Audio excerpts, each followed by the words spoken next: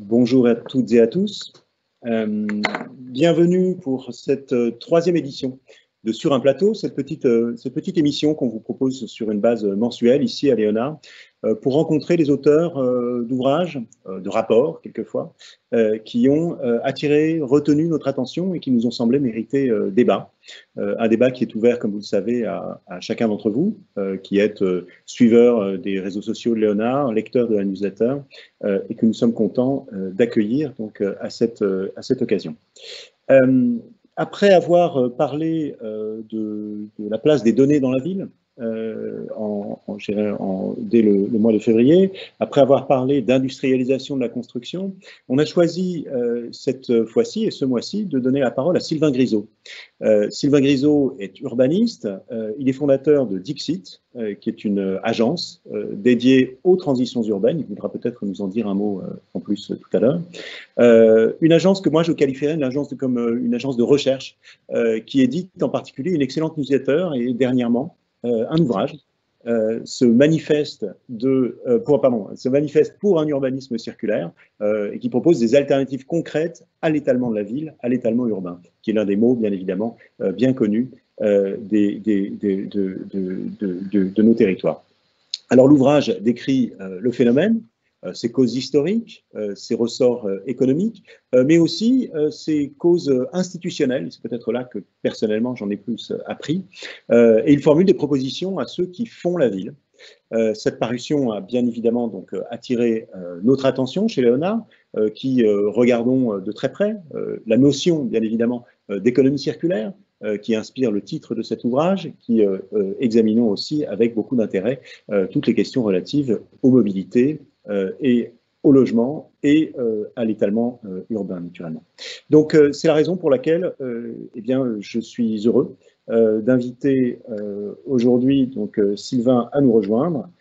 Sylvain, à qui je vais donner voilà, un instant l'écran. Bonjour Sylvain. Bonjour, merci de m'accueillir.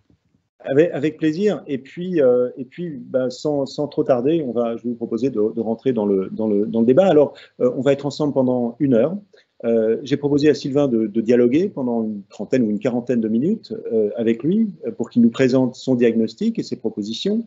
Et puis, je vous invite, comme c'est, je dirais, la tradition, je vous invite à poser toutes vos questions ou à nous faire part de vos commentaires et remarques dans l'espace de chat qui se situe sur la droite de l'écran, et c'est moi qui me chargerai de lui poser vos questions, de lui faire part de vos commentaires.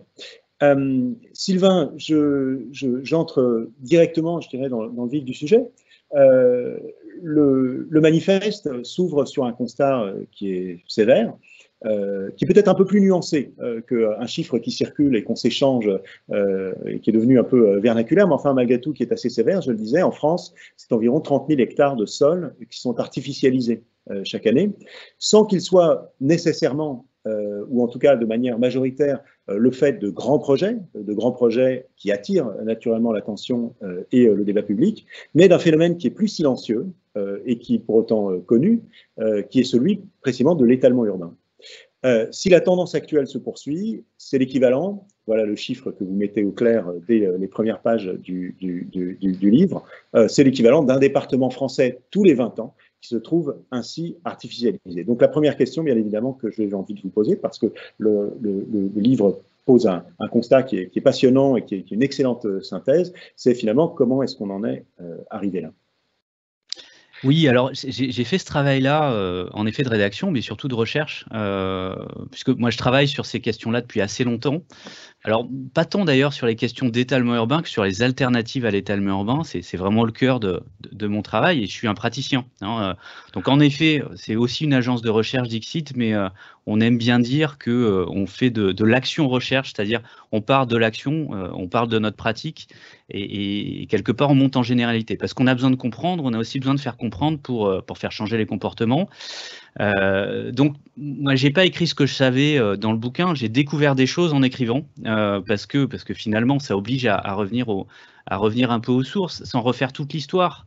En fait, on a l'impression qu'on est sur un système qui est fondé sur la construction en neuf, en étalement en périphérie. Hein, globalement, aujourd'hui, ce qu'on sait faire, on le fait très bien. et on l'a industrialisé. C'est la construction de nouveaux pavillons, nouveaux bureaux, nouveaux centres commerciaux en périphérie. Ça on sait faire. Et c'est finalement le normal, le fameux normal de la fabrique de la ville. C'est ça. En fait, ce que j'ai découvert, c'est que c'était assez récent. On est sur un phénomène récent. L'irruption de la voiture dans la ville, finalement, c'est le début du XXe siècle, mais c'est plutôt autour de 1925 que ça prend vraiment corps aux États-Unis seulement. Le modèle du suburb qu'on voit dans les films américains, il émerge qu'après la Seconde Guerre mondiale aux États-Unis, et finalement, il est importé doucement dans les années 70, le jour où on renonce finalement au modèle de la reconstruction, donc les grands ensembles locatifs sociaux, et donc derrière l'implication d'acteurs publics extrêmement puissants que sont les bailleurs sociaux dans la construction de logements, pour avoir un retournement de cette fabrique de la ville sur lequel l'ode finalement au pavillon commence. Et on change de système au milieu des années 70 en privilégiant le pavillon, la périphérie et des acteurs privés dans la construction de la ville. C'est finalement un modèle qui est importé avec des formes de standardisation, d'industrialisation de la fabrique de la ville et qui se développe vraiment après la décentralisation, c'est-à-dire les lois de 82-83. Donc ça décolle vraiment au milieu des années 80 en France. Et c'est là où on commence à prendre de la distance avec des infrastructures routières qui nous permettent d'habiter plus loin. Et donc, on trouve des solutions à la fois pour les Français, pour qu'ils puissent habiter, pour qu'ils soient chez eux. C'est le début de la France de propriétaires, mais c'est aussi des solutions pour des territoires qui avaient mal vécu l'exode rural et qui trouvent finalement un modèle de développement alternatif en devenant ce qu'on va appeler des communes périurbaines, mais on dira ça plus tard. Donc, ça veut dire que ça a moins de 50 ans. C'est un modèle qui est très récent et en même temps qui s'est envolé, qui a décollé extrêmement vite pour arriver en effet à des rythmes donc de consommation de sol, de changement d'usage qui sont extrêmement importants. Donc en effet, autour de 30 000 hectares par an aujourd'hui. Alors ça veut tout et rien dire. Un département, c'est pas une unité de sol, mais ce que ça montre, en tout cas, c'est parce qu'on entend dans les discours ministériels un département tous les 10 ans, et ça on l'entend depuis très longtemps. Avant c'était 7 ans. Certains ont même fourché en disant tous les ans. Mais ce que ça montre surtout, c'est qu'on n'était même pas capable de mesurer le phénomène. Donc on en parle sans le mesurer. Donc comment est-ce qu'on peut imaginer lutter contre ? Mais on le verra sans doute. Ce que j'ai aussi découvert en écrivant ce bouquin, c'est que finalement, ce n'était pas un problème.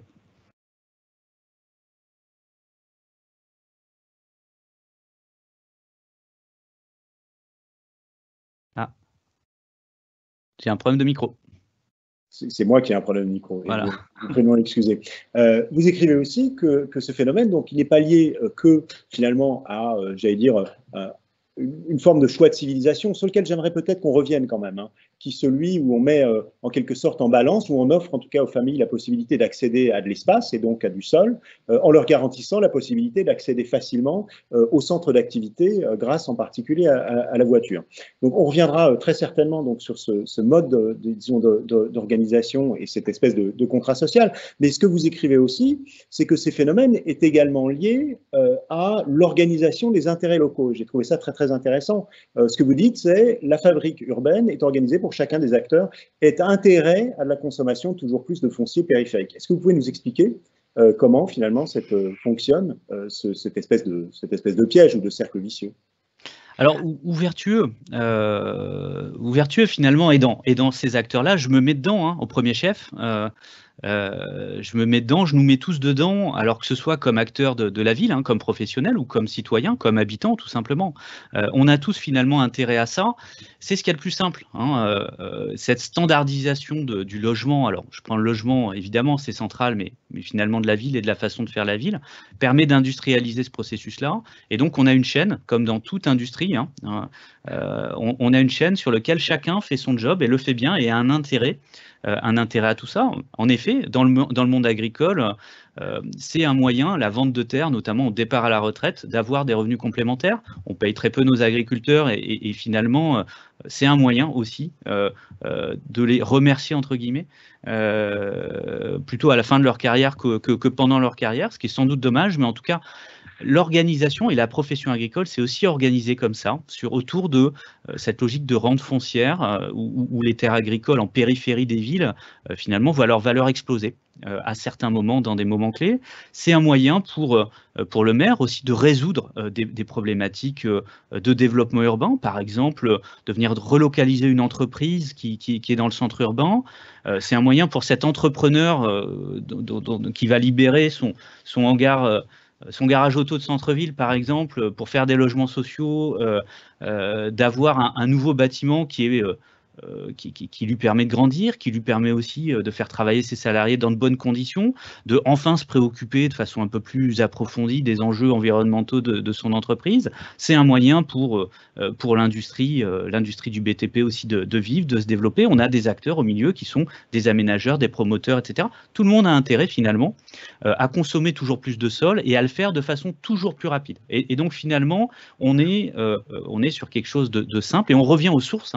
Le premier suburb qui a été inventé en périphérie de New York après la Seconde Guerre mondiale, il est sur ce modèle-là, c'est-à-dire on vient standardiser l'offre de logement à l'image à la fois de l'industrialisation de la Ford T, mais aussi des baraquements de l'armée américaine, construite en Europe pendant la Seconde Guerre mondiale. On vient standardiser la construction, standardiser le produit. On peut industrialiser le processus de production, sauf que pour faire du logement standard, il faut du foncier standard. Quoi de mieux qu'un foncier agricole, donc là, on a un processus qui est complètement optimisé, sur lequel on a tous intérêt, et une fois de plus, je nous mets tous dedans, à aller au plus simple, et c'est certainement le plus simple.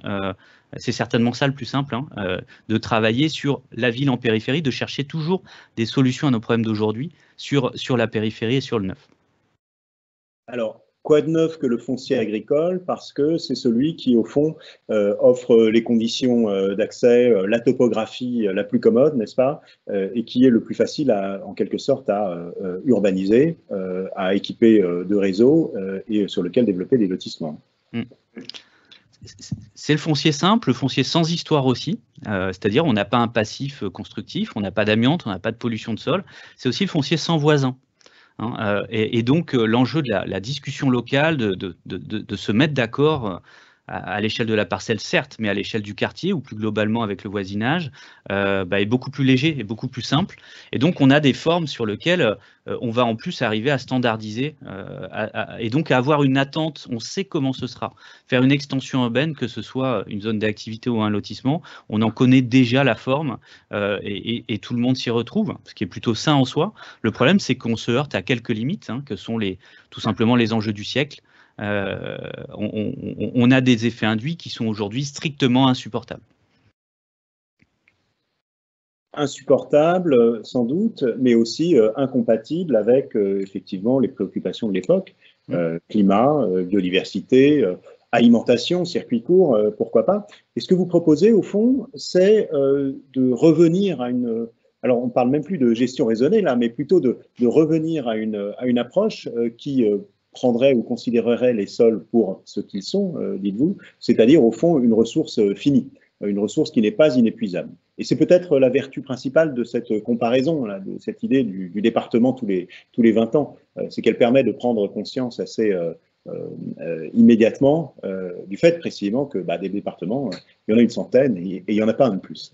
Donc ce que vous proposez avec justement cette notion d'urbanisme circulaire, c'est de changer de modèle en empruntant au principe de l'économie circulaire cette idée précisément que la matière première dont les villes et dont les territoires sont faits est finie. Est-ce que vous pouvez donc nous décrire les ressorts de cette nouvelle façon de construire ou de faire la ville que vous avez proposée? Alors oui, peut-être avant, parce que ressources finies en effet, donc c'est en soi un problème, c'est-à-dire qu'à un moment on tape dans la mine, mais il n'y en a plus au bout, quand on arrive au bout. Alors vous allez me dire, on a le temps de voir quand même.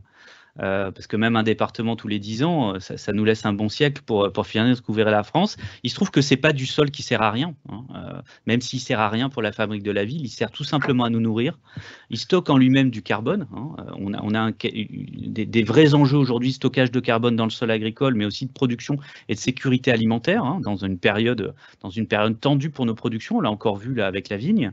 On a quelques enjeux aussi d'effet induit qui sont absolument structurants. Globalement, l'endroit où on habite détermine la moitié de notre budget carbone. Donc c'est un des leviers clés sur la question de la transition climatique, puisque quand on cumule notre mobilité qui est induite par la prise de distance et puis notre logement, la façon dont on fait l'habitat, la façon dont il est chauffé ou nos bureaux, c'est la moitié de notre budget individuel. Donc on a des effets directs et indirects qui touchent au milieu, qui font finalement, enfin j'aime bien dire que c'est la somme des trois crises. C'est la crise des ressources. En effet, c'est une des ressources limitées, mais pareil pour les matériaux, parce qu'on privilégie, avec l'étalement, on privilégie le neuf sur la transformation de l'existant. C'est la crise des écosystèmes, puisqu'on touche les écosystèmes directement. Évidemment, c'est la crise climatique, avec les effets directs et indirects en termes de carbone. Alors en effet, moi, ce que je propose avec le terme d'urbanisme circulaire, c'est une forme de transposition de cette logique de l'économie circulaire, dans lequel... Je rappelle quand même toujours qu'il n'y a pas que le recyclage, il y a plein de boucles différentes pour avoir des flux de matière, éviter d'aller directement de la mine à la poubelle et finalement quand on a un usage, quand on a extrait de la matière, quand on a utilisé de l'énergie, de conserver l'usage le plus longtemps possible. Alors en effet, il y a la boucle du recyclage, mais qui est sans doute la moins vertueuse, sur lequel on retourne à la matière pure, mais il y a aussi la réparation, il y a aussi le réemploi, il y a aussi tout simplement le troc, en tout cas pour des objets. Cette transposition de cette logique d'économie circulaire à l'urbanisme, au processus de fabrication de la ville, c'est se dire en effet que la matière première de la fabrique de la ville, c'est le sol. C'est notamment le sol agricole, c'est 80% de sol agricole qu'on consomme, même s'il y a aussi des espaces naturels et forestiers, mais c'est essentiellement du sol agricole sur lequel on a en général un usage, et un usage premier avec une forme d'obsolescence dans la ville qu'on produit aujourd'hui, à la fois des bâtiments qui sont suroptimisés pour leur usage et qui ont du mal à changer d'usage, à la fois des friches, parce que l'usage disparaît, et donc on génère des friches, mais aussi beaucoup de délaissés, beaucoup d'espaces qui sont autour de nos infrastructures, dans nos zones d'activité, et qui finalement servent à peu ou à rien, et à pas grand-chose. C'est finalement ces friches, ces espaces délaissés, ces espaces vacants, la poubelle de notre fabrique de la ville. Alors, ce que je propose avec l'urbanisme circulaire, c'est simplement des alternatives. C'est-à-dire que parfois, en effet, il est sans doute légitime de s'étaler, d'aller chercher finalement des réponses à nos besoins en périphérie, mais que dans bien des cas, on peut trouver les réponses dans la ville déjà là. Alors, c'est plusieurs boucles. La première des boucles, c'est celle qui permet d'éviter de construire, parce qu'on revient à la question des besoins, c'est celle de l'intensification des usages. Alors c'est évidemment par exemple occuper des logements vacants, mais c'est aussi optimiser le fonctionnement d'équipements publics. C'est par exemple utiliser des salles de classe pour des réunions le soir pour des associations, ou comme logement touristique, comme c'est fait dans une école à Noirmoutier, qui se transforme en hébergement touristique pendant tout l'été. Donc au lieu d'avoir des hébergements touristiques d'un côté qui sont vides toute l'année et pleins l'été, à côté d'une école vide tout l'été mais plein toute l'année, on fait 2 en 1 et on vient associer les deux besoins. Donc ça, c'est travailler les temps de la ville, qui finalement, c'est un de nos objets aussi. Ça permet d'intensifier le déjà là et d'éviter de construire. Éviter de déconstruire, c'est la deuxième des boucles, celle de la transformation de l'existant, parce qu'on le sait, vous le dites suffisamment chez Léonard, ce cycle de démolition-reconstruction qui paraît simple, et qui est simple finalement parce qu'il nous permet de revenir au neuf, il est aussi très problématique en termes d'émissions de déchets, évidemment, par l'acte de déconstruction, de consommation de matière, parce qu'on vient refaire du neuf, donc on a une perte de matière, mais on a aussi une vraie perte d'énergie, c'est-à-dire toute l'énergie grise, encapsulée notamment dans une structure béton, à partir du moment où on l'a déconstruit, ce qui est nécessaire dans bien des cas, mais pas toujours. Et dans bien des cas, on déconstruit sans même se poser la question. Cette énergie grise, on peut la conserver, l'utiliser, lui donner finalement un usage plus long. Et c'est un des enjeux de notre bilan carbone qui est absolument essentiel. Donc ça, c'est le deuxième levier, transformer l'existant ou faire aujourd'hui du neuf, mais qui sera changé d'usage demain. Donc c'est des formes de modularité, d'évolutivité, la construction d'une ville malléable. Et puis la troisième des boucles, c'est à la fois la densification et le recyclage des espaces, c'est revenir au sol quelque part, c'est construire des maisons à côté de maisons existantes dans des lotissements dans lesquels les parcelles seraient trop grandes, ou c'est évidemment recycler des friches industrielles ou des friches commerciales par exemple. Donc il y a beaucoup d'alternatives et l'idée simplement de l'urbanisme circulaire, c'est d'inverser le processus. Plutôt par défaut d'aller construire la ville en neuf et en périphérie, d'abord de tester ces différentes boucles et finalement, quand on n'y arrive pas, de venir construire en périphérie et de venir consommer du sol. Alors, j'ai rien inventé, hein. Tout ça, c'est un exercice qui est connu, qui est pratiqué, sur lequel tous les gens autour de la table là, sont impliqués ou connaissent des projets qui sont des projets vertueux, d'occupation temporaire, de réhabilitation d'une friche, de transformation d'un bâtiment existant, etc., etc. On sait faire en fait. On a des pionniers partout, on a les méthodologies, on a compris les difficultés de tout ça parce que c'est un exercice qui est toujours plus complexe que finalement la ville simple, hein, en périphérie. Mais ça nécessite aujourd'hui de passer à l'échelle. C'est-à-dire qu'on a un vrai problème là-dessus, c'est qu'on sait faire, donc il n'y a rien à inventer, mais tout reste encore à faire. C'est la massification de ces solutions, parce qu'on est dans des solutions qui, pour le coup, sont sans doute, dans la plupart des cas, ne sont pas industrialisables, comme on l'a fait pour l'étalement et le neuf. Merci. Alors, en effet, on retrouve dans cette idée de, disons, d'une circularité de l'urbanisme et de la façon de faire la ville, l'idée aussi de faire la ville sur la ville, qui était un slogan tout à fait. qui existe depuis les années 2000 en tout cas, et qui, me semble-t-il, a, je dirais, complètement été approprié, y compris dans les grandes entreprises de construction, comme celle depuis laquelle je parle. Mais effectivement, il s'agit peut-être de massifier. Alors, massifier, ce qu'on comprend, et ce que je trouve également intéressant dans cette notion de circularité, c'est qu'en fait, elle permet ou elle attire l'attention sur une démarche qui doit être une démarche systémique, parce qu'elle s'adresse à un problème qui est lui-même systémique. Alors après, c'est toute la difficulté, c'est-à-dire que par où on commence, voilà. Ce que je voudrais essayer de faire avec vous, c'est descendre un peu dans les strates, partir peut-être de la strate supérieure, si on peut dire, en tout cas l'État, mettons, et d'une autorité justement pour se poser la question de ce qu'il peut faire. On en viendra ensuite aux collectivités pour essayer de descendre justement dans les métiers et de ce que les métiers de ceux qui font la ville précisément peuvent faire. Si on pense à l'État, eh bien, vous le dites vous-même, le constat donc, et les solutions ne sont pas neufs et ils sont même inscrits dans la loi SRU de 2000. On reparle aujourd'hui beaucoup du sujet donc, autour du zéro artificialisation nette, qui est revenu à la faveur donc, de la Convention citoyenne sur le climat. Ce que je retiens de la lecture de votre ouvrage, c'est qu'au fond, la prohibition, pour reprendre votre formule, vous n'y croyez pas. Alors, en fait, moi, je crois les faits. J'ai ce défaut de revenir aux chiffres, sans être ni un économiste ni un statisticien, mais à un moment où je regarde, je regarde les faits. Quand on regarde les courbes en fait de consommation de sol en France, hein, on a une vraie rupture, une vraie baisse à partir de 2010-2011. Alors, sauf que c'est pas lié à une de ces grandes lois sur l'urbanisme. On en a eu 4 ou 5 depuis la SRU de 2000. C'est lié à la crise des subprimes américains. Donc ça veut dire que la crise des subprimes, qui est directement liée au développement du suburb, à ce modèle économique inventé, qui invente après la Seconde Guerre mondiale l'endettement des ménages pour l'acquisition de la résidence principale. Hein. C'est l'entreprise Lewitt & Sons qui organise ça, qui invente ce système-là après la Seconde Guerre mondiale, parce que les anciens combattants, qui sont ses clients, ont des garanties d'emprunt par l'État fédéral américain. C'est l'effondrement de cette économie-là en 2007, et d'ailleurs Lewitt & Sons fait faillite en 2007, qui a des répercussions sur l'économie française, qui a des répercussions sur l'endettement de l'État et qui a des répercussions in fine sur l'économie des collectivités locales et le financement des collectivités locales, notamment le bloc communal sur cette période-là. Et là, on voit une chute. Ça veut dire qu'une fois de plus, on a importé finalement le phénomène, mais surtout, ça veut dire qu'on est sur un phénomène sur lequel on fait des tours de vis progressifs depuis 2000. Hein. La loi SRU, en effet, c'est décembre 2000.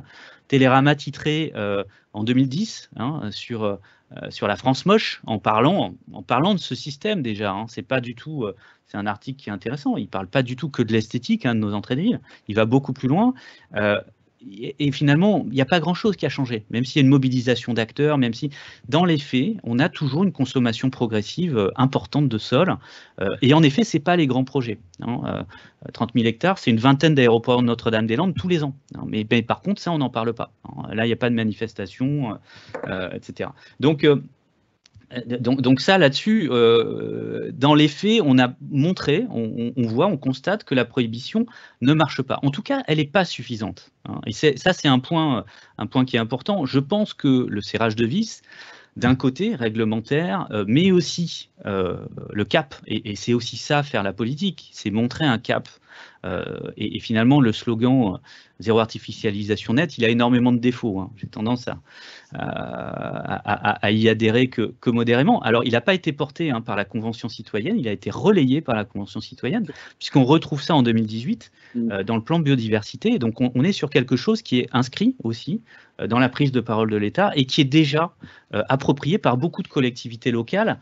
C'est-à-dire que avant de prendre forme réglementaire, puisque aujourd'hui, là, maintenant, le texte de loi est en débat au Parlement, à l'Assemblée nationale, avant même de prendre forme réglementaire, ça a eu des impacts sur le réel. C'est-à-dire que le message aussi porté par l'État, à la fois d'une forme de raidissement de la réglementation à venir, mais aussi d'un cap donné vers des formes de neutralité à 2050, a déjà eu des effets. Mais pour autant, ce n'est pas suffisant.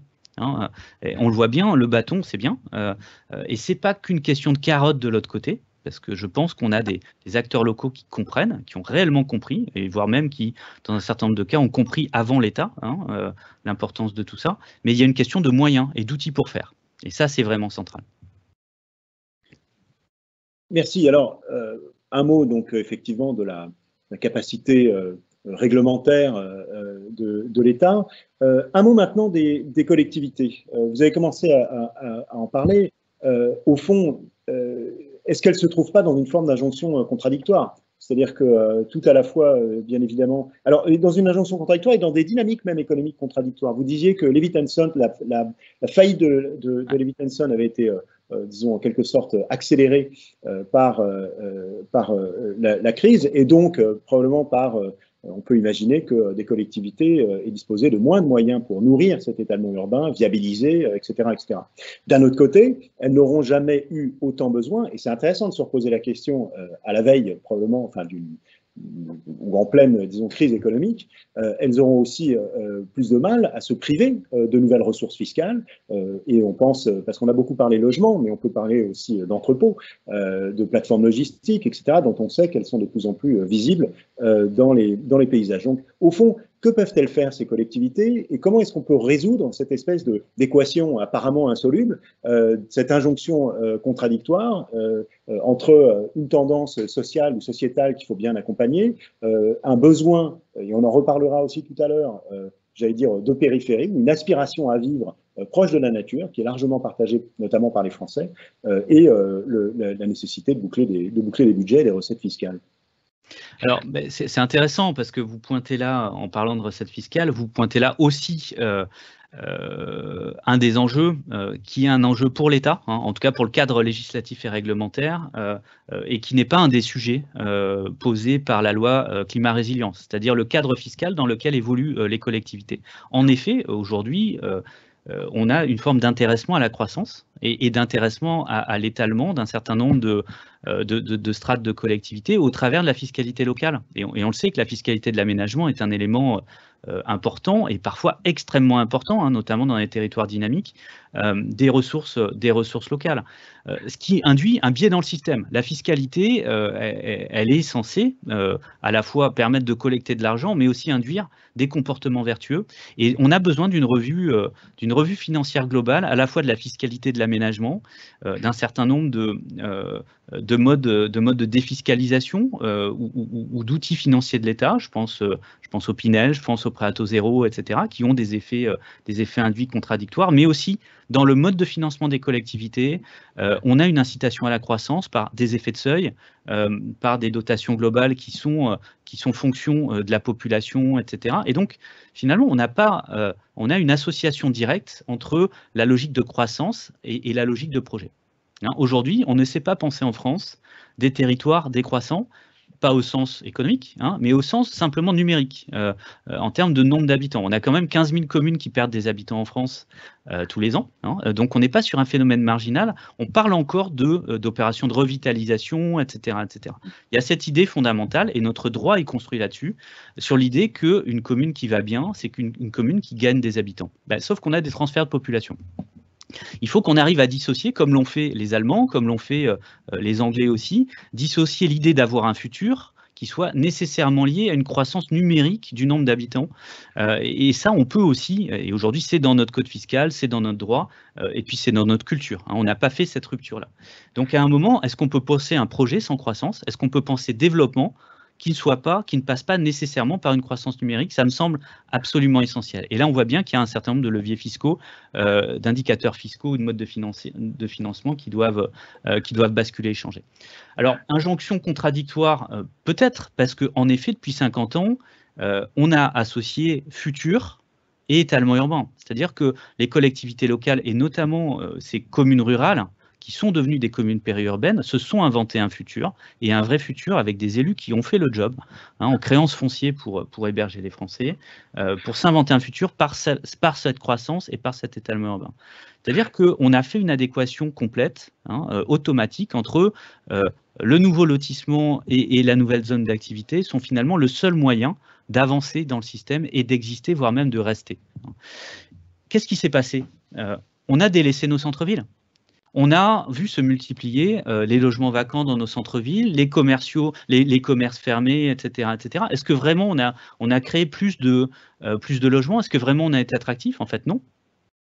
Les faits sont têtus. On a 25% du foncier consommé pour des usages d'habitat, donc 25% de la surface des lotissements en France, qui sont dans des communes qui perdent des habitants. Donc ça veut dire que ce n'est pas une solution à la croissance. Aujourd'hui, dans les territoires dits ruraux, on consomme 10% du sol. 10% de la consommation foncière, c'est 30 000 hectares. C'est dans des territoires ruraux qui accueillent 2% des ménages. Donc, c'est manifestement pas la solution. Et pareil, on multiplie les zones d'activité. Et il ne me semble pas qu'on ait multiplié les emplois ces 20 dernières années. Donc, en fait, on a un problème aussi culturel, qui est qu'on a fait cette équation étalement urbain égale croissance économique ou croissance de population. En fait, c'est pas vrai. Cette équation n'existe pas et on a aujourd'hui ça en tête, or c'est pas le sens du système. Donc aujourd'hui, il y a la capacité de s'inventer un futur, y compris un futur en croissance numérique dans certains territoires, mais pour autant en cherchant les solutions dans le périmètre de la ville existante. Et il se trouve que la ville existante, c'est évidemment le cœur de la métropole, mais c'est aussi le périurbain, mais c'est aussi le cœur de la ville moyenne, mais c'est aussi le village. C'est simplement l'emprise urbaine existante, ce qu'on peut appeler la tâche urbaine, et dans lequel on a énormément de solutions à tous nos problèmes, et sans doute aussi des solutions qui sont plus pertinentes en termes de bilan environnemental, mais aussi en termes de dépendance à la voiture.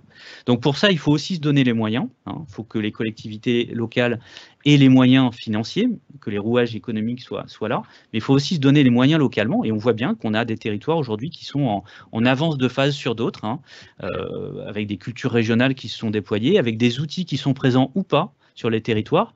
Aujourd'hui, toute la France n'est pas couverte, par exemple, par des établissements publics fonciers qui ont les moyens et la capacité d'agir sur le recyclage urbain. C'est des outils qui, quand ils sont présents, sont absolument déterminants pour trouver des alternatives à l'étalement. Aujourd'hui, il n'y en a pas partout, et quand il y en a, ils n'ont pas forcément les moyens, que ce soit en termes de ressources humaines ou les moyens financiers, suffisants pour répondre aux besoins. Il faut qu'on se pose la question, donc ça c'est les outils, il faut qu'on se pose la question des compétences des acteurs. Il y a une vraie, là on est vraiment sur un point aveugle des politiques publiques. Faire du renouvellement urbain, c'est pas faire de l'étalement dans la ville. C'est un autre procédé et on va atterrir sur la question des compétences. On est sur d'autres processus de projet, sur d'autres compétences techniques. Et en fait, c'est pas juste la même chose en plus compliqué, c'est un exercice différent. Et moi, je fais ça au quotidien et c'est ce que j'ai mis du temps à comprendre, c'est qu'en fait, aujourd'hui, on est sur des processus de projet, des compétences, des hommes et des femmes qui sont mobilisés, qui sont pas tout à fait les mêmes. Et ça, faut en prendre acte. Et puis, les collectivités locales peuvent aussi agir sur leur propre territoire par la connaissance. Dans le projet de loi Convention citoyenne, issu du travail de la Convention citoyenne, il y a une évolution récente par rapport au projet de loi depuis le travail à l'Assemblée nationale, qui est vraiment intéressant, qui est l'idée qu'on va avoir des observatoires de l'habitat, on les a déjà dans le cadre de l'EPLH, mais aussi du foncier. C'est-à-dire qu'à un moment, il faut révéler tout ce foncier invisible, ces bâtiments vacants, mais aussi ces friches, etc., qui sont dans nos territoires. Et il y a beaucoup de territoires aujourd'hui qui n'ont pas cette image, qui n'ont pas cette connaissance des potentiels dans leur tissu urbain existant. Et donc, par défaut, finalement, on fait avec ce qu'on a, ce qu'on connaît, et donc on se dit on n'a pas de solution, donc on va chercher en périphérie. Ça, c'est la première action. Et puis la deuxième action, c'est d'assurer la cohérence de nos politiques publiques. On a aujourd'hui encore des collectivités qui, dans le cadre du même EPCI, ont des démarches de recyclage foncier, des démarches de densification de lotissement, donc je veux dire qui se remontent les manches, qui se posent des questions, etc. Et la commune d'à côté plante encore un 4x3 à côté d'un champ en disant ici prochainement, lotissement, prix du lot 25 000 €. C'est pas possible en fait. C'est de la concurrence déloyale, ça peut pas fonctionner comme ça. On subventionne l'étalement urbain de façon lourde, la collectivité, mais nous aussi, en payant notamment le système automobile dans nos impôts. Et évidemment, tout ça vient remettre en cause les actions vertueuses des uns. Donc là, on a besoin de cohérence beaucoup plus claire de nos politiques publiques locales. Et donc, c'est nos PLUI ou nos SCOT, voire même les SRADET, avec des discussions intéressantes sur cette question-là aujourd'hui au Parlement. Merci. Alors, je voudrais qu'on en vienne à la troisième strate que je décrivais tout à l'heure, et on va parler précisément des métiers de ceux qui construisent au fond, qui conçoivent et construisent, où je pense notamment à des métiers qui sont probablement d'ailleurs assez bien représentés dans l'audience, qui sont ceux de promoteurs, de constructeurs. Mais avant cela, on a trois questions. Alors, la première, celle de Sabine, j'y reviendrai à la fin, donc prenez patience. En revanche, une remarque plutôt qu'une question sur le ZAN que je vous relais tout de suite. Un anonyme nous dit qu'il n'est pas l'invention, disons, française d'un ou plusieurs ministres qui se seraient réveillés brutalement avec cette idée-là, que c'était une orientation européenne basée sur beaucoup de travaux distinguant utilement l'artificialisation de l'imperméabilisation. Est-ce que, Sylvain, vous voulez juste revenir peut-être très rapidement sur cette distinction entre artificialisation et imperméabilisation? Ah oui. Alors, mais c'est important. On a un problème de vocabulaire. On a utilisé, en effet, donc 2008, loi biodiversité, parle du zéro artificialisation net. C'est une traduction du zéro net land take des politiques européennes. On parle de land take. Donc c'est une mauvaise traduction finalement. On a parlé artificialisation pour parler de ce qu'on appelle aujourd'hui dans le droit français la consommation d'espaces naturels, agricoles et forestiers. Donc aujourd'hui, on a débattu très longuement sur cette question de l'étalement urbain, mais qui est finalement le changement d'usage, à un moment, cette consommation des sols pour faire la ville. Donc c'est la question de où est-ce qu'on fait la ville et la question de l'usage du sol. Dans l'artificialisation, il y a une polysémie, il y a une forme d'incompréhension. Un champ est un espace artificialisé par nature. La plupart de nos forêts ne sont pas des forêts primaires, elles ont donc été artificialisées. Donc on peut non pas jouer sur les mots, mais essayer de trouver des mots. Et il y a en effet un biais aujourd'hui dans le projet de loi tel qu'il est, sur lequel on essaie de forger une définition de l'artificialisation qui parle d'autre chose que la consommation de sol. Donc c'est pas un synonyme, même si on a cru que c'était un synonyme dans les débats qui ont précédé la rédaction de ce projet de loi. En fait, non. Dont acte, mais on parle d'autre chose là-dessus, au travers de l'artificialisation. On n'est pas le où est-ce qu'on fait la ville, mais on est sur le comment on fait la ville, et on parle moins des usages urbains ou pas, que de la fonctionnalité, notamment de la fonctionnalité des sols, leur perméabilité, etc. etc. À mon sens, il faut revenir au terme, au vrai terme, et d'ailleurs, il y a aujourd'hui, en tout cas, sur le traitement qualitatif de ce fameux zéro artificialisation net, que je n'apprécie pas et que je n'utilise pas très clairement, parce qu'il y a énormément de biais intellectuels qui sont associés à ça. Il y a une logique fondamentale qui est dans le projet de loi et qui est extrêmement intéressante, de sobriété foncière, sur lequel on vient inverser le processus. La priorité est donnée à la ville sur la ville et par défaut. Et par exception, on va faire de l'étalement. Donc là, on est bien. On a un cap donné en termes de mesure de cette consommation de sol. Et puis, on a une trajectoire à fixer dans le temps. Donc voilà, j'ai essayé de clarifier très brièvement, mais dans le comment, on voit bien qu'on a d'autres enjeux qui ne sont pas à l'échelle de la planification du PLU du SCOT, mais à l'échelle de l'aménagement, qui concerne directement, pour le coup, les aménageurs, les architectes, les urbanistes, etc., sur lequel, après, une fois qu'on a décidé d'aménager un espace, il y a la question du comment on le fait, et notamment comment est-ce qu'on évite d'imperméabiliser le plus de sol, comment on conserve du végétal, etc., etc. Donc là, on va retrouver des logiques aussi de forme urbaine, de préservation des sols profonds, qui est une question extrêmement importante, mais une question différente de la question de la consommation d'espaces naturels, agricoles et forestiers. Donc, merci pour cette précision. Je suis sûr que tout le monde aura apprécié. Alors, j'en viens précisément aux nouvelles compétences ou aux nouveaux pouvoirs qui sont ceux des métiers, et en particulier des métiers de la construction. Comment est-ce que vous les voyez évoluer? Quelles compétences ou quelle façon d'agir vous semble-t-il devoir se développer? Parce que quand on parle à des constructeurs, comme j'ai bien évidemment souvent l'occasion de le faire, on comprend que ce ne sont pas tant les capacités à faire qui font défaut que, disent-ils, la détermination de leur donneur d'ordre à concéder des coûts de construction sur la ville dense ou précisément de réemploi de bâtiments ou d'infrastructures existantes qui sont supérieurs. Et comment est-ce qu'on peut essayer de résoudre et de répondre finalement à cette réserve? Alors, elle est fondamentale, hein. Et puis moi je suis loin de la nier puisque j'y suis confronté tous les jours, hein, dans mon activité de conseil. À un moment on a un surcoût en effet de la construction de la ville sur la ville, alors qui est un surcoût comparatif, donc je vais rentrer très rapidement sur la question économique, mais parce qu'elle a évidemment un enjeu sur la question des compétences et plus globalement sur l'organisation des professions, et ça je pense que c'est aussi important. On a un surcoût comparatif de la ville sur la ville versus l'étalement urbain, parce que déjà, on subventionne, hein, par des règles fiscales, par le fait qu'on ne paye pas la voiture au juste prix aujourd'hui en France, individuellement ou collectivement.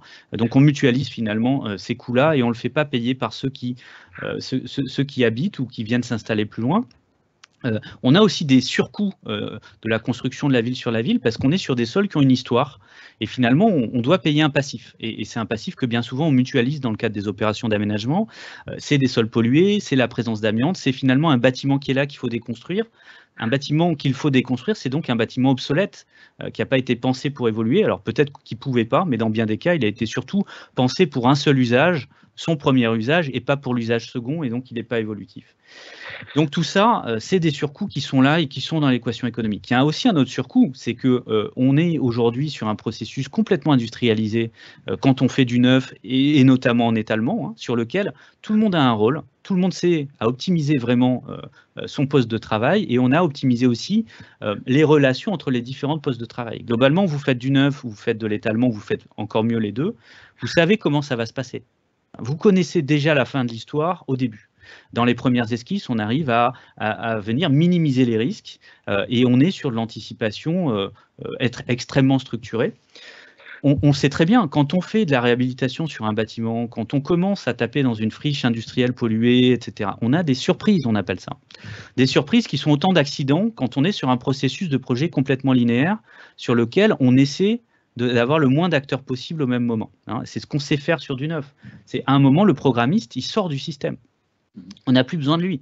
C'est maintenant l'architecte qui prend le relais, qui vient décliner le programme et passer la main ensuite aux entreprises de travaux, etc. etc.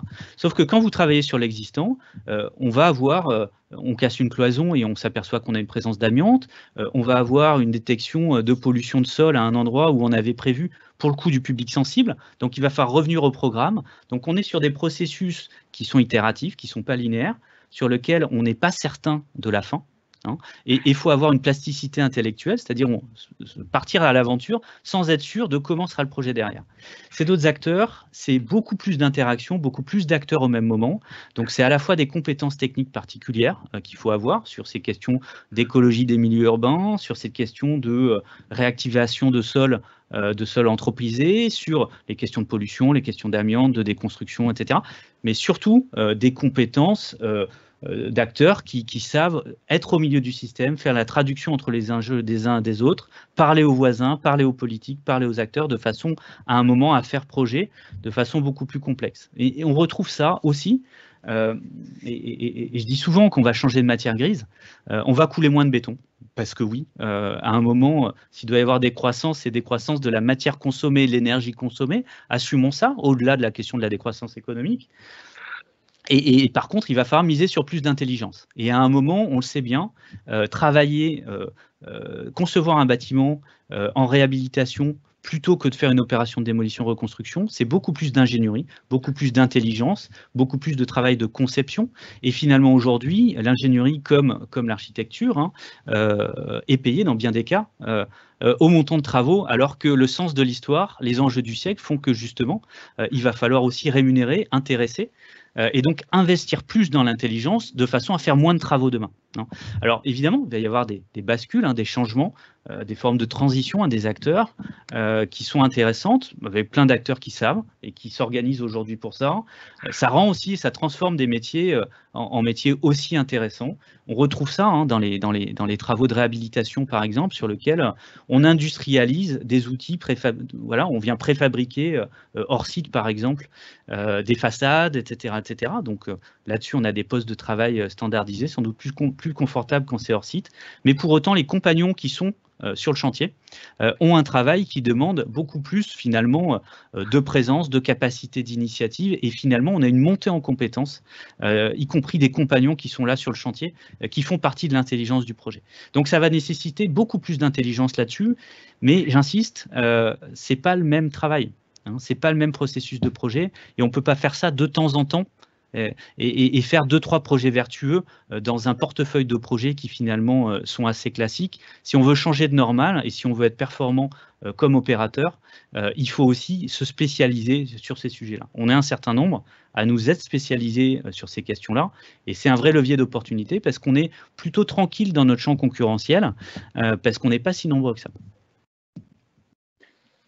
Merci. Alors, on a pas mal de questions et qui, pour certaines, abordent celle que je voulais aborder avec vous, justement, traiter avec vous ensuite, qui était la question finalement des dynamiques et des aspirations disons, des citoyens ou des citadins en particulier à, eh bien, quelquefois, et à la faveur notamment donc, de la crise sanitaire, à transformer leur mode de vie. On voit une affirmation très nette de l'aspiration à aller vivre plus près de la nature, ce qui, là encore, est un peu contradictoire avec, ou en tout cas peut-être antagonique à l'objectif de faire la ville sur la ville et au fond miser sur la ville dense. Alors je me permets de reprendre des fragments des questions de Yann, de Hatem et de Sabine Brunel. Yann, lui, demande selon quels critères il faudrait appréhender les équilibres entre la densification de la ville et les aspirations des habitants à des espaces de respiration dans la ville. Vous l'avez compris, moi je vais un peu plus loin.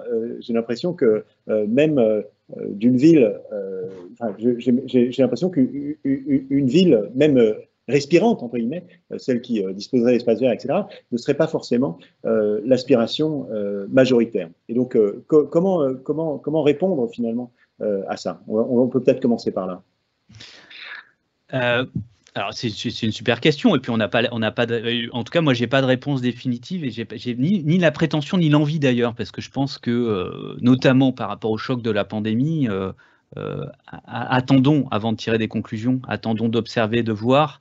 La pandémie n'est qu'un des chocs, et on voit bien qu'on a des évolutions, évidemment un choc climatique, des chocs sur les ressources, notamment pétrolières, mais aussi des évolutions technologiques et démographiques qui sont importantes, structurantes, et qui quelque part dans les équilibres entre nos espaces de vie sont extrêmement déterminants, au-delà simplement de l'impact d'un confinement.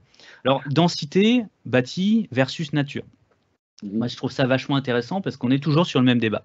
C'est-à-dire qu'à un moment, faire la ville sur la ville, c'est densifier. Alors, je rappelle souvent que densifier, c'est un processus. Moi, je ne parle pas de densité, il n'y a pas une densité à atteindre.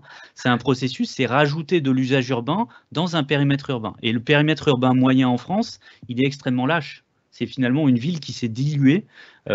Et la ville moyenne en France, il y a énormément de place. On a un lotissement des années 90 avec des très grandes parcelles, un bout de rond-point, un cabinet vétérinaire, Pôle emploi qui a déménagé là, et un grand parking de supermarché. C'est ça la ville moyenne en France finalement. Donc densifier là-dedans, globalement, c'est pas du R+8, c'est rajouter un étage de temps en temps, une maison, etc. C'est ça dont je parle. C'est pas que le cœur des métropoles. Dès qu'on parle de densité, on voit la ligne 13 du métro aux heures de pointe. C'est pas ça le sujet.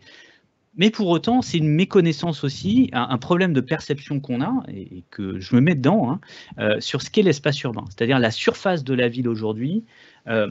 On n'est pas dans densité bâtie versus nature. C'est-à-dire, c'est pas si on construit plus, alors il faut couper des arbres. En fait, on n'en est pas là du tout. C'est pas un jeu à somme nulle entre les deux, sur lequel il va bien falloir faire un choix. En fait, la ville, c'est 18% d'emprise bâtie. Voilà. On peut débattre des chiffres, hein, du détail. 18% d'emprise bâtie. C'est 49% d'emprise dédiée aux infrastructures de transport.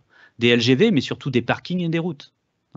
Donc, et après, on a 30% d'espaces dits naturels, désimperméabilisés, etc., etc. Ça veut dire qu'il y a de la place à prendre. Il y a de la place ailleurs à prendre. Et en fait, il faut prendre de la place, notamment aux infrastructures routières, notamment par rapport au stationnement, hein, sur lequel on a une offre souvent pléthorique sur nos territoires, notamment aux délaissés, pour faire deux mouvements qui doivent être convergents de façon absolument systématique. Si on doit densifier de façon bâtie sur un secteur X ou Y, on doit aussi densifier en termes de nature. Pour moi, ce n'est pas juste une compensation, c'est à partir du moment où on travaille l'espace urbain, on doit associer les deux logiques. Dans mon bouquin, sur le chapitre sur la densification, pas sur la densité, mais la densification, je fais parler un écologue, parce que ça me semble être le cœur du sujet. Et ce n'est pas l'un ou l'autre, c'est les deux en même temps. C'est-à-dire que transformer un espace urbain existant, ça doit être l'occasion de ramener de la nature, mais pas de la nature décorative. Pas un arbre sur les toits, du sol profond, du sol perméable et une vraie densité de nature, y compris de la nature qui tâche, y compris de la nature qui parfois fait que les enfants se font un peu mal, mais on a besoin de ça, on peut travailler l'espace public pour amener ça, on peut travailler des espaces de stationnement, on a la place dans la plupart des villes, sauf le cœur de nos métropoles, sauf le cœur de Bordeaux, le cœur de Paris, etc. Mais je suis désolé, le sujet au cœur de Paris ou au cœur de Bordeaux, c'est évidemment pas de densifier. Là, ce serait contradictoire. Mais quand on parle de la ville en France, c'est y compris le village, c'est y compris le périurbain, c'est ça les espaces d'avenir. Donc voilà, moi, sortir de cette opposition-là, l'appétence à la nature, pour moi, elle est plus que légitime. C'est une nécessité.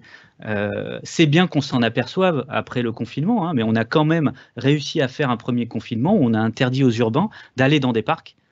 Ce qui est une incompréhension crasse quand même de ce qu'est la vie en ville. Alors il faut sans doute habiter sans enfants dans un très grand appartement en plein cœur de Paris pour imaginer interdire de fréquenter les parcs. Les Allemands ne l'ont pas fait, hein, par exemple. C'est évidemment associé directement au logement urbain. Ça fait partie du logement urbain comme le jardin d'un lotissement. Hein. Merci, et c'est bien de reconnecter effectivement à l'actualité. Est-ce que, ça c'est une question de Hatem qui perçoit bien précisément qu'il y a une forme de tension entre les perspectives de poursuite, disons, du mouvement d'urbanisation, de métropolisation à l'horizon 2050 et peut-être au-delà, et dans le même temps, donc, l'enjeu environnemental, aller au sens le plus large, mais aussi des aspirations dont on a déjà parlé. Est-ce que vous pensez que au-delà, dit-il, de cette réflexion sur la ville circulaire, il y a une forme de réenchantement de la ruralité qui pourrait, mais moi j'ajoute de la ville moyenne, et qui pourrait rééquilibrer finalement les rapports entre les territoires et rééquilibrer d'un point de vue notamment économique et foncier. Alors, il y a beaucoup de choses là-dessus. Déjà, c'est pas pareil de parler de la Rural Pride, du renouveau des villes moyennes ou du retour au périurbain. Hein. Vous voyez, moi, ma seule inquiétude dans les mouvements aujourd'hui, ce serait de dire que on aurait un choc pandémique qui finalement viendrait intensifier le développement du périurbain. Si on a un retour à la ville moyenne, ce qui reste à démontrer, hein, très clairement aujourd'hui, moi je travaille notamment avec Action Cœur de Ville aujourd'hui sur ces enjeux, hein, sur des travaux d'expérimentation dans des villes moyennes, sur lesquelles on a des dynamiques assez différentes, hein, parce que les villes moyennes, c'est une catégorie extrêmement hétérogène, et l'impact aujourd'hui est loin d'être mesuré, hein, s'il y en a un, d'une forme de retour à la ville moyenne, même s'il y a une appétence. Envie ne veut pas dire déménagement. Donc ça là-dessus, tant qu'on reste dans les espaces urbains existants, c'est très bien. Après, attention, on est aussi sur des formes d'a priori qui voudraient qu'on ait des métropoles qui phagocytent finalement leur territoire, qui viennent siphonner le territoire.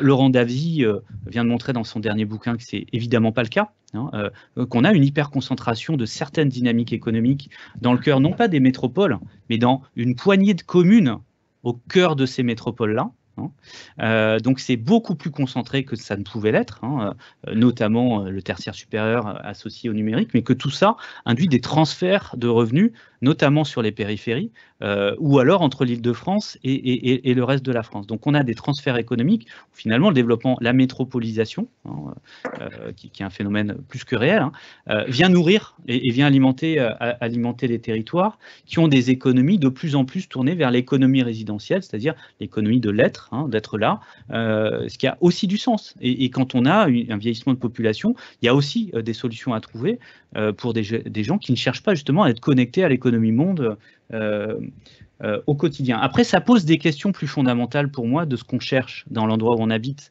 Et déjà, de reprendre une capacité à changer d'endroit et à bouger. On a 7 millions de Français qui déménagent tous les ans. Donc, la population française est loin d'être statique. On a des dynamiques qui sont là-dessus, sur lequel on ne peut qu'espérer retrouver une dynamique de ville moyenne. Mais vous savez, les villes moyennes, elles sont moins concurrencées par les grandes métropoles régionales que par leur périphérie.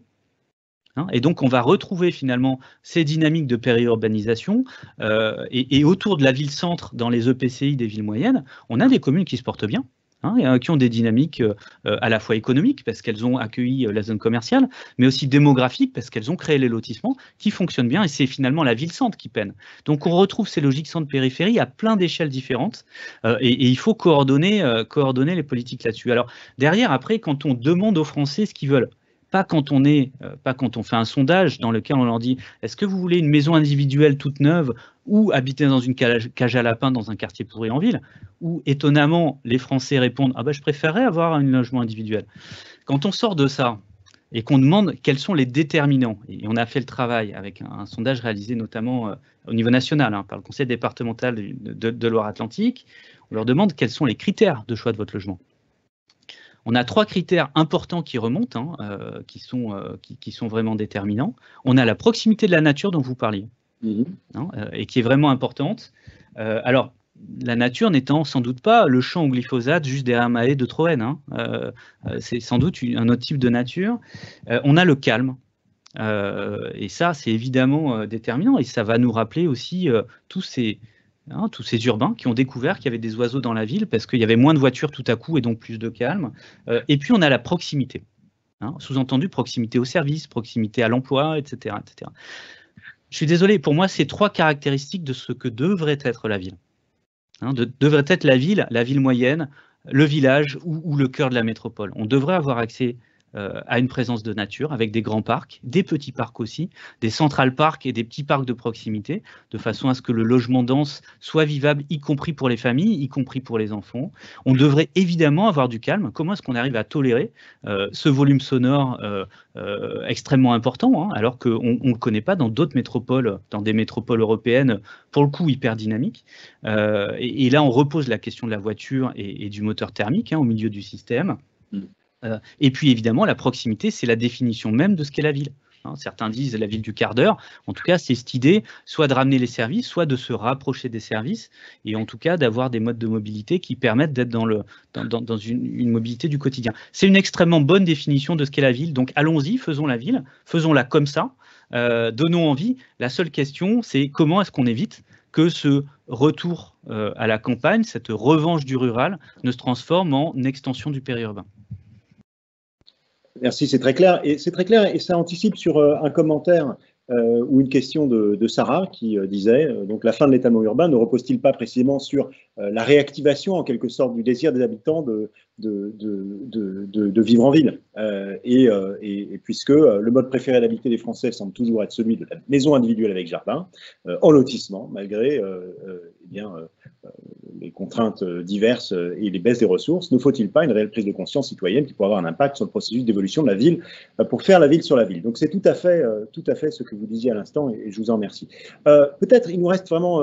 il ne reste pas grand-chose, il nous reste plus de temps, mais je veux quand même revenir sur une dernière question. Je vais essayer de faire un mash-up avec 2 interventions qui sont celles de Sabine d'une part et de Théo.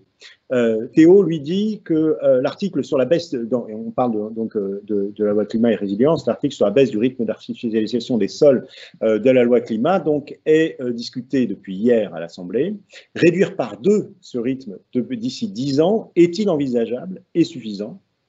et qui doit en prendre la responsabilité. Donc là, on s'est déjà dit beaucoup de choses. Hein. Et puis, je mixe avec la question ou la remarque de Sabine, qui, elle, pose une perspective de plus long terme et qui dit que le peak oil et l'inévitable, dit-elle, descente énergétique due à la raréfaction des ressources fossiles ne condamne-t-elle pas de toute façon l'architecture du territoire telle que nous la connaissons, avec une forte dépendance à la voiture. Au fond, en mixant ces deux questions, j'essaie de gagner du temps, mais j'essaie aussi de poser celle de finalement quel est le bon rythme, quoi.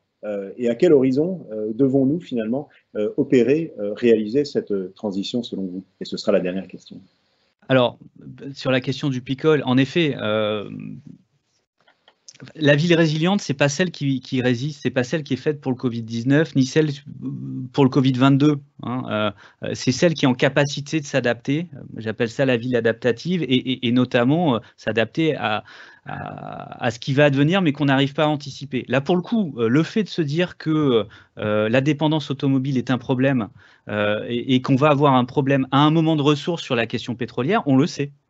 Hein, on le sait. Donc là, on n'est même pas sur une question de résilience, on est une question sur une organisation. Et en effet, la ville circulaire, ou en tout cas le fait de miser sur la ville de la proximité au travers d'un urbanisme circulaire, très clairement, vient accroître une résilience en soi, et notamment la résilience par rapport à notre dépendance à la mobilité carbonée, la mobilité pétrolière. Alors, à quel rythme on va ? Parce que j'essaie aussi de faire court. Moi, ce qui me semble vraiment important là-dessus, et c'est pour moi un vrai apport de la Convention citoyenne pour le climat, entre autres, c'est d'avoir dit il faut y aller, il faut avoir un cap ambitieux, mais il faut donner à la fois une visibilité long terme et amener une progressivité. Et il y avait une vraie conscience, une vraie responsabilité des 150 de dire nous on est là, pourquoi? Parce qu'on a eu une forme de brutalité avec la taxe carbone qui n'a pas été compris, qui est arrivée d'un coup, sans prévenir, sans progressivité, sans accompagnement de l'impact social réel que ça a eu ou que ça pourrait avoir, ou des angoisses que ça peut avoir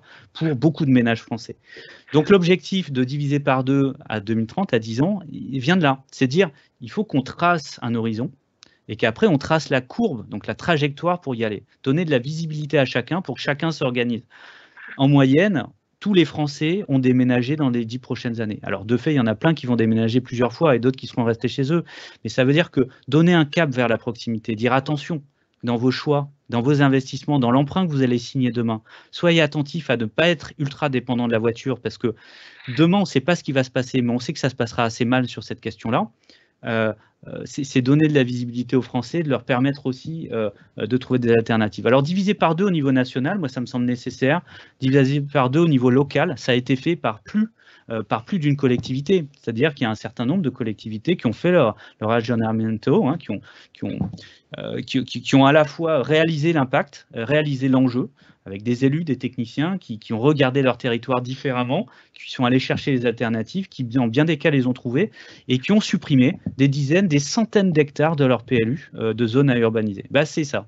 Hein, c'est ça, mais qui doit se multiplier partout sur le territoire. Donc la difficulté, elle n'est pas tant dans le fait que les alternatives soient possibles, elles sont possibles, elles existent. On a les outils pour faire. C'est comment est-ce qu'on massifie, pour le coup, ces dynamiques-là, et comment est-ce que à la fois on arrive à attaquer sur 2 fronts. Le premier front, c'est la question de la technique, du financement, des outils organisationnels, de la formation des acteurs, etc., le comment on fait, mais aussi un premier front, qui est le préalable à tout, qui est la question de la prise de conscience, qui est le pourquoi il faut faire.